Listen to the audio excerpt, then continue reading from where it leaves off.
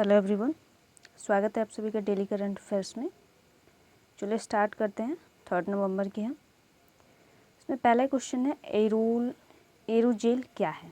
ठीक है, एरोजेल क्या है। तो पहला ऑप्शन है हवा से प्रदूषण को कम करने की तकनीक है। दूसरा है अपशिष्ट जल से अंश प्रदूषण को हटा सकता है, यानी अपशिष्ट जल से प्रदूषण को हटा सकता है। तीसरा है बालू में लगाने वाला जल है। और चौथा है इनमें से कोई नहीं है। ठीक है, तो एरोजेल क्या है, चलिए आंसर देते हैं। तो हवा से प्रदूषण कम करने की तकनीक है, नहीं। अवशिष्ट जल से अंश प्रदूषण को हटा सकते हैं, जी हाँ ये है। बालू में लगाने वाला जल है, नहीं। और इनमें से कोई नहीं। तो एरोजेल क्या है, तो अपशिष्ट जल से अंश प्रदूषण को हटा सकता है। ठीक है, इसको अभी हम विस्तार से देखेंगे भी। ठीक है, ये जो ठीक है, चलिए अभी देखते हैं। अब देखते हैं नेक्स्ट है एरोजेल को किसके द्वारा विकसित किया गया है। तो आईआईटी कानपुर, आईआईटी मद्रास और तेल अवीव विश्वविद्यालय के शोधकर्ताओं के द्वारा, इन दोनों के द्वारा, यानी आईआईटी कानपुर और मद्रास, आईआईटी मद्रास, और इनमें से कोई नहीं। ठीक है, तो एरोजेल क्या है, तो इसको किसके द्वारा विकसित किया गया है, तो आईआईटी मद्रास और तेल अवीव विश्वविद्यालय के शोधकर्ताओं के द्वारा विकसित किया गया है। ठीक है, ये जो एरोजेल है ना, आप लोगों ने एक प्रचार देखा होगा, पॉन्ड्स का प्रचार आता है फेस वॉश का। वो एक जो गोल कलर का चारकोल टाइप का दिखाता है, और वो जो ग्लास में वो डालते हैं, गंदा पानी होता है ग्लास में, जो स्किन की गंदगी को दिखाने के लिए दिखाया जाता है, वो डालता है और उसको क्या करता है, पानी में से वो चारकोल ब्लैक कलर का होता है वो सारे खींच लेता है। ठीक है, यानी पानी साफ़ हो जाता है। तो ये इसी टाइप का एक जेल है, ठीक है, जिसको विकसित किया गया है, जिसमें जो पानी गंदा पानी है या जो भी गंदगी है उसको साफ़ करने के लिए इस जल को विकसित किया गया है। ठीक है, जैसे हम देखते हैं जो यमुना नदी है, या वैसे उद्योग जिसमें पानी जो गंदा हो जाता है, यानी पानी में रसायनों का जो यूज़ हो जाता है, रसायन मिल जाते हैं, जैसे कपड़ा उद्योग हो गया। ठीक है, कपड़ा बनाने में जो लगता है पानी होता है, उसको उस सीवेज को क्या करता है, वैसे ही नदियों में, नालों में, गटर्स में बहा दिया जाता है। ठीक है, या हमारे घरों से निकलने वाले जो सीवेज होते हैं उनको वैसे ही बिना प्योरीफाई किए नदियों में छोड़ दिया जाता है, जिससे क्या होता है, प्रदूषण फैलता है। ठीक है, तो इस तकनीक, ये जो एरोजेल है उसको मदद करेगा, कि हेल्प करेगा कि उनको प्योरीफाई करके छोड़ा जाए जल। ठीक है, ये पानी के जल को, यानी पानी को साफ़ करने की एक तकनीक है। ठीक है, इसको भी विस्तार में भी देखेंगे। नेक्स्ट है निम्नलिखित में से किसे ठोस हवा या जमे हुए धूल के रूप में भी जाना जाता है। तो महसीर, कोहरा, एरोजेल, ओस। ठीक है, तो किसे ठोस हवा या जमे हुए धूल के रूप में जाना जाता है, तो एरोजेल को। ठीक है, ये एरोजेल वही है जो पानी को साफ करता है, प्योरीफायर है एक तरह का। ठीक है, चलिए अब देखते हैं इसको। आईआईटी मद्रास द्वारा विकसित एरोजेल क्या है। तो हाल ही में भारतीय प्रौद्योगिकी संस्थान मद्रास और तेल अवीव विश्वविद्यालय के शोधकर्ताओं ने एक एरोजेल अवशोषक विकसित किया है, जो अपशिष्ट जल में अंश प्रदूषण को हटा सकता है। ठीक है, अब इसके बारे में जान लेते हैं। तो एरोजेल अधिकतर हवा से बने होते हैं। किससे बने होते हैं, हवा से बने होते हैं, इसको नोट कर लें। इनका उपयोग दूषित पदार्थों को हटाने के लिए किया जाता है, यानी गंदे चीज़ों को साफ करने के लिए किया जाता है। इन्हें ठोस हवा या जमे हुए धुएं के रूप में भी जाना जाता है। ये अच्छे अधिशोषित और हल्के ठोस होते हैं। ठीक है, इनके कुछ बारे में है।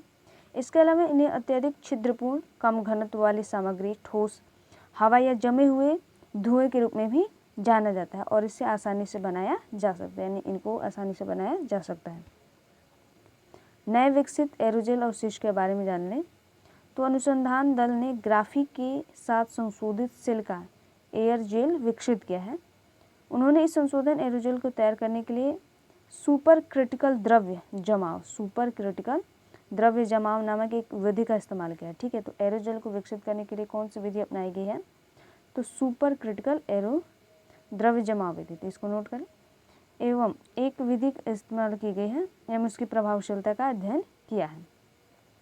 इस ग्राफिक डॉप्स संशोधित सिलिका एरोजेल को ग्राफीन की अद्वितीय आणविक संरचना के कारण पानी को शुद्ध, यहाँ पे ध्यान दें, पानी को शुद्ध दूषित पदार्थों को आकर्षित करने और हटाने की दक्षता प्रदर्शन करने के लिए बनाया गया है।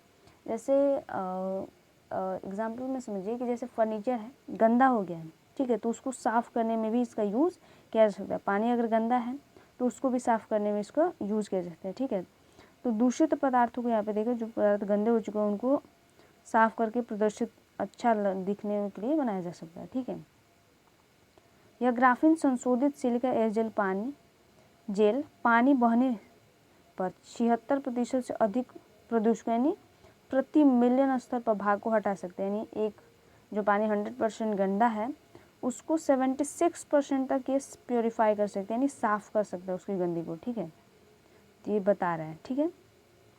बता दें कि फार्मास्यूटिकल्स और कपड़ा क्षेत्र जैसे गहन जल उद्योग सालाना लगभग 10 लाख टन हजार जहरीले सिंथेटिक रंगों का उत्सर्जन करते हैं और जिसके लिए उपयोग साबित हो सकता है, ठीक है। जैसे गंगा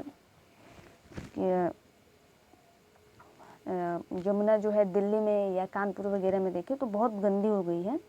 उसके पीछे कारण क्या है? जो फार्मास्यूटिकल्स उद्योग, जो कपड़ा उद्योग है, वो पानी का जो फैक्ट्री से जो पानी निकलता है, प्रदूषित पानी, उसको यूं ही यमुना में छोड़ देते हैं, ठीक है, जिससे यमुना और प्रदूषित हो जा रही है। इसका एक नुकसान ये भी है कि जो प्रदूषण होता है ना, प्रदूषण से सिर्फ पानी गंदा नहीं होता, आसपास की जो मिट्टी होती है जहाँ से वे बह रही है वो भी जहरीली हो। जैसे यमुना नदी में जो दिल्ली का एरिया है ना, यमुना के किनारे, उधर की जो खेती की जा रही थी वो पूरी जहरीली हो गई थी, ठीक है, उसका बहुत नुकसान हो रहा था।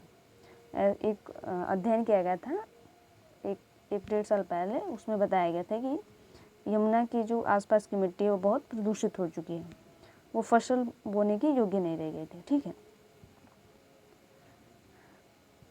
नेक्स्ट क्वेश्चन देखते हैं।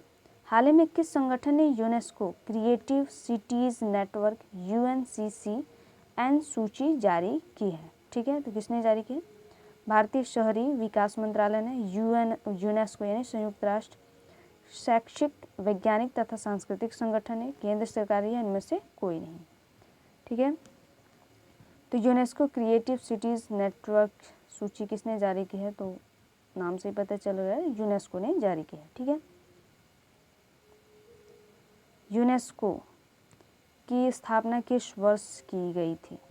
तो ऑप्शन है 16 दिसंबर 1945, 16 नवंबर 1945, 16 अक्टूबर 1946 और 2 नवंबर 1946। तो चलिए इसका जवाब दीजिए, कब की गई थी? यूनेस्को की स्थापना किस वर्ष की गई थी? तो 16 नवंबर 1945 को की गई थी, ठीक है, 16 नवंबर 1945 को की गई थी। इसका मुख्यालय कहाँ है? तो Geneva Switzerland, London, Washington DC और पेरिस फ्रांस, ठीक है। तो चलिए आंसर देते हैं कि यूनेस्को का मुख्यालय कहाँ अवस्थित है? तो पेरिस फ्रांस में अवस्थित है, ठीक है, पेरिस फ्रांस में अवस्थित है। यूनेस्को का मुख्यालय पेरिस फ्रांस में अवस्थित है, ठीक है। ये जेनेवा स्विट्जरलैंड में आप नोट्स बना लें कि किस का मुख्यालय है, लंदन में किसका है, वाशिंगटन DC में किसका है, ठीक है। तो साथ में नोट्स बना लें, अपनी बुक्स वगैरह या यूट्यूब से गूगल से सर्च वगैरह करें, ठीक है। यूनेस्को में कुल कितने सदस्यों की संख्या, यानी कुल देशों की संख्या कितनी है यूनेस्को में, ठीक है। तो 196, 187, 183, 195। तो चलिए बताइए कि यूनेस्को में कुल सदस्य देशों की संख्या कितनी है? तो 195 देश हैं यूनेस्को की सूची में, ठीक है। भारत ने किस वर्ष यूनेस्को की सदस्यता ग्रहण की थी? तो 1945 है, 1987, 1946, 1948। चलिए बताइए कि भारत ने किस वर्ष यूनेस्को की सदस्यता ग्रहण की थी? तो 1946 में भारत ने यूनेस्को का सदस्य बना था, ठीक है। 45 में यह संगठन बना था और 46 में इसका सदस्य बना था भारत, ठीक है। चर्चा में क्यों है? तो भारत में सिटी ऑफ लिटरेचर म्यूजिक घोषित की गई है। हाल ही में यूनेस्को ने संयुक्त राष्ट्र वैज्ञानिक, शैक्षिक, वैज्ञानिक तथा सांस्कृतिक यूनेस्को क्रिएटिव रिसर्च एक सूची जारी की, ठीक है, जिसको हमने देखा। इनमें विभिन्न कैटेगरी में दुनिया के लगभग 55 नए शहरों को शामिल किया गया है और भारत के दो शहर सम्मिलित हुए हैं। मध्य प्रदेश का क्या है? ग्वालियर, और केरल से कोझिकोड को जगह दी गई है, ठीक है। तो ये दोनों नाम नोट कर लें, मध्य प्रदेश का ग्वालियर और केरल के कोड को यूनेस्को क्रिएटिव सिटीज़ नेटवर्क सूची में सम्मिलित किया गया है। 55 देश थे जिसमें से 2 भारत के भी थे, शहर थे सॉरी। यूनेस्को ने 31 अक्टूबर, जिसे वर्ल्ड सिटीज़ डे के रूप में नामित किया गया है, को अपनी आधिकारिक वेबसाइट पर इसकी घोषणा की है। इसमें कोझिकोड और ग्वालियर की क्रमशः साहित्य यानी लिटरेचर और संगीत के क्षेत्र में योगदान के लिए एक प्रतिष्ठित सूची बनाई है यानी जगह बनाई है। नए शहरों को उनकी विकास रणनीतियों के हिस्से के रूप में संस्कृति व रचनात्मक का उपयोग करने और मानव केंद्रित शहरी नियोजन में नवीन प्रथाओं को प्रदर्शित करने में मंजूरी देने की प्रतिबद्धताओं को स्वीकार किया है। ठीक है, ये शहर 7 रचनात्मक क्षेत्रों, किन किन क्षेत्रों से है? शिल्प, लोक संगीत, कला, डिज़ाइन, फिल्म, एस्ट्रोनॉमी, साहित्य, मीडिया, कला और संगीत के तहत शामिल किए गए हैं। ठीक है, अब तक सूची में 100 से अधिक और 350 से अधिक शहरों को शामिल किया गया है। बता दें कि नए नामित क्रिएटिव शहरों को पुर्तगाल के बगाई जिले में प्रस्तावित UNCC 2024 वार्षिक सम्मेलन के भाग के रूप में आमंत्रित किया गया है। इस सम्मेलन का विषय है bringing youth to the table for the next. Bringing youth to the table for the next.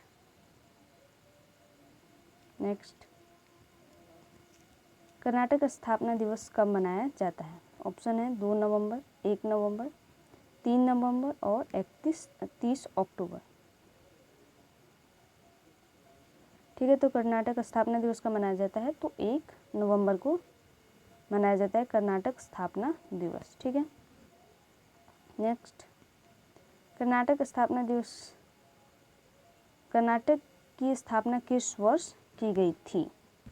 तो ऑप्शन है 1953, 1976, 1956, 1954। ठीक है, तो इसका आंसर देना है। तो किस वर्ष की गई थी कर्नाटक की स्थापना? तो 1956 में कर्नाटक की स्थापना की गई थी। नेक्स्ट है, किस वर्ष मैसूर का नाम बदलकर कर्नाटक किया गया था? ठीक है, मैसूर का नाम बदलकर किस वर्ष कर्नाटक किया गया था? तो ऑप्शन 1956, 1973, 1952, 1929। ठीक है, तो किस वर्ष मैसूर का नाम बदलकर कर्नाटक किया गया था? तो 1973 को मैसूर का नाम बदलकर 1 नवंबर 1973 को किया गया था। ठीक है, कर्नाटक नाम रखा गया था। कर्नाटक राज्योत्सव दिवस कब मनाया जाता है? तो 1 नवंबर, 2 नवंबर, 3 दिसंबर, 31 अक्टूबर। चलिए आंसर देते हैं। कब मनाया गया था कर्नाटक राज्योत्सव दिवस? तो 1 नवंबर को मनाया जाता है। ठीक है, कर्नाटक की सीमा इनमें से किन राज्यों से नहीं लगती है? ठीक है, यहाँ पे ध्यान देना है कि नहीं लगती है। महाराष्ट्र, मध्य प्रदेश, गोवा, तमिलनाडु। तो चलिए आंसर देते हैं। किसकी नहीं लगती है? महाराष्ट्र की लगती है, मध्य प्रदेश की नहीं लगती है, गोवा की लगती है, तमिलनाडु है, आंध्र प्रदेश है, केरल है। ठीक है, इनकी लगती है, मध्य प्रदेश की नहीं लगती है। चलिए देखते हैं कर्नाटक राज्योत्सव दिवस। हर साल 1 नवंबर को कर्नाटक स्थापना दिवस मनाया जाता है। इस दिवस को राज्योत्सव दिवस के रूप में भी जाना जाता है। ठीक है, यह दिन खास उस दिन का प्रतीक है जब कर्नाटक राज्य अस्तित्व में आया था। 1956 में दक्षिण भारत में कन्नड़ भाषाई क्षेत्रों के विलय से इस राज्य की स्थापना हुई। ठीक है, 1956 में इसकी स्थापना हुई थी। भारत की स्वतंत्रता के समय दक्षिण भारत का मैसूर राज्य, इसमें कौन कौन से सम्मिलित थे ये भी पूछ सकते हैं हिस्ट्री में। तो मैसूर राज्य, हैदराबाद के निज़ाम, मद्रास जिस चेन्नई है प्रेसिडेंसी और बम्बई यानी मुंबई प्रेसिडेंसी का शासन था इस पर। ठीक है, तो 1956 में अन्य निकटवर्ती राज्यों में कन्नड़ भाषाई क्षेत्रों को शामिल करने के लिए मैसूर राज्य की सीमाओं को परिभाषित किया गया। 1 नवंबर 1973 को इसका नाम बदलकर क्या किया गया था? कर्नाटक कर दिया गया था। इस उत्सव के दिन कर्नाटक सरकार द्वारा राज्योत्सव पुरस्कार घोषित किया जाता है। यानी 1 नवंबर को राज्योत्सव पुरस्कार घोषित किया जाता है प्रतिवर्ष। राज्योत्सव पुरस्कार कन्नड़ संस्कृति और कर्नाटक में प्रमुख योगदान देने वाले व्यक्तियों को दिया जाता है। ठीक है, तो संस्कृतियों में और कर्नाटक में प्रमुख योगदान देने वाले व्यक्तियों को प्रदान किया जाता है। ठीक है, इस दिवस के दिन राज्य की सांस्कृतिक विरासत और समृद्धि को प्रदर्शित करने के लिए पूरे कर्नाटक में कई सांस्कृतिक कार्यक्रम और समारोह आयोजित किए जाते हैं। इस दिन आधिकारिक तौर पर कर्नाटक का ध्वज भी फहराया जाता है। यहाँ पे ध्यान रखना है, नोट कर लें इसको। कर्नाटक ध्वज फहराया जाता है कब? तो राज्योत्सव दिवस यानी 1 नवंबर को फहराया जाता है कर्नाटक का कर्नाटक ध्वज। ठीक है, अब कर्नाटक के बारे में जानते हो, ये दक्षिण पश्चिम क्षेत्र में स्थित भारत का एक राज्य है, दक्षिण पश्चिम में स्थित है। ठीक है, तो इसका गठन 1 नवंबर 1956 को राज्य पुनर्गठन अधिनियम के माध्यम से विभिन्न कन्नड़ भाषाई क्षेत्रों को एक साथ मिलाकर किया गया था। ठीक है, इसकी राजधानी क्या है? बेंगलुरु है, जो प्रौद्योगिकी और नवाचार की दृष्टि से प्रमुख है। और इसे भारत की सिलिकॉन वैली भी कह देते हैं, यानी बेंगलुरु को भारत की सिलिकॉन वैली कहा जाता है। इसकी सीमा किससे लगती है? महाराष्ट्र, गोवा, आंध्र प्रदेश, तेलंगाना, तमिलनाडु और केरल से लगती है। ठीक है, महाराष्ट्र, गोवा, आंध्र प्रदेश, तेलंगाना, तमिलनाडु और केरल से लगती है कर्नाटक की सीमा। क्वेश्चन है, इस पीछे आ गया, भारत की सिलिकॉन वैली किस राजधानी को कहा जाता है? महाराष्ट्र, मध्य प्रदेश, कर्नाटक, केरल।